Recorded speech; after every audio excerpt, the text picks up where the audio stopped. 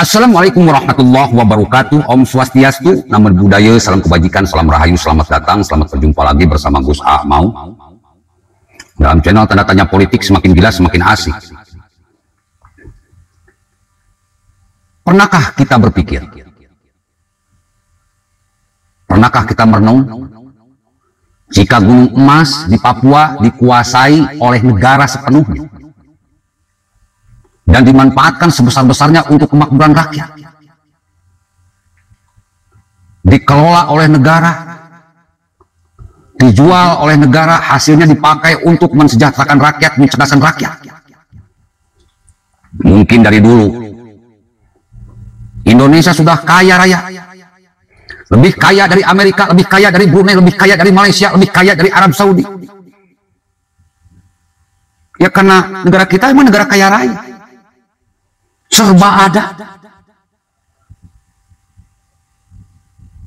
Cuma dengan gunung emas saja yang ada di Papua, jika dikuasai oleh negara, Indonesia kekayaannya tidak akan terbatas. Nggak akan ada rakyat yang miskin, nggak akan ada itu BLT, bansos. Kita sudah menjadi rakyat yang super sejahtera.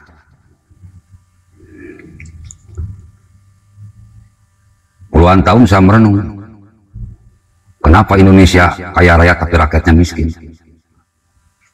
Ya jawabannya itu. Di atas kertas kekayaan alam milik kita, tapi di lapangan bukan milik kita, milik asing. Emas yang mengelola bukan kita, tapi Amerika. Nikel yang mengelola bukan negara, tapi Cina. Semua kekayaan Indonesia bukan dikuasai oleh negara, tapi dikuasai oleh investor. Hasilnya bukan untuk negara, kita cuma dapat 7% dari kekayaan alam kita itu. Makanya pantas rakyatnya miskin, tidak sejahtera, tidak cerdas, bodoh. Karena pemerintahan kita selama ini merupakan boneka-boneka asing, boneka-boneka kapitalis. Kita itu masih terjajah. Kekayaan alam kita dikuasai asing semua. Padahal menurut pasal 33 Undang-Undang Dasar 45, bahwa kekayaan alam harus dikuasai oleh negara dan dimanfaatkan sebesar-besarnya untuk kemakmuran rakyat, untuk kesejahteraan rakyat. Tapi kenapa? Dari zaman Soeharto sampai sekarang, kita tidak pernah merasakan kekayaan alam 100%. Padahal kita yang punya, tapi kekayaan alam kita dikuasai asing. Kita terjerat dengan hutang yang sangat banyak. Kekayaan alam dikuasai investor dengan sangat banyak pula, dan dimanfaatkan untuk kepentingan investor, dimanfaatkan untuk kepentingan asing.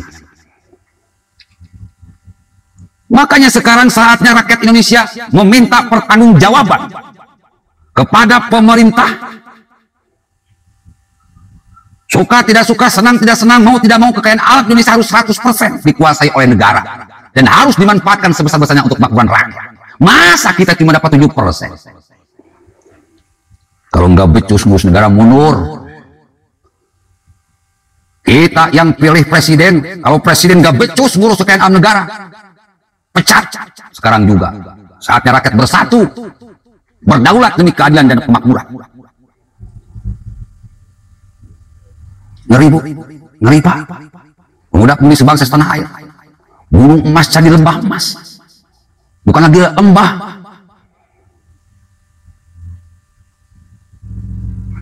Udah jadi lembah neraka, bolong, tanah Papua bolong.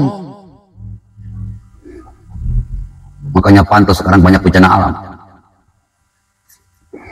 eksplorasi besar-besaran dengan peralatan canggih.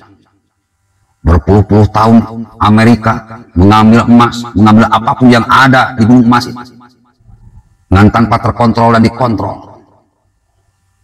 Puluhan tahun gunung jadi lembah neraka. Kita cuma dapat tainya doang. Emas udah hilang, sekarang nikel hilang. Nikel hilang, minyak hilang,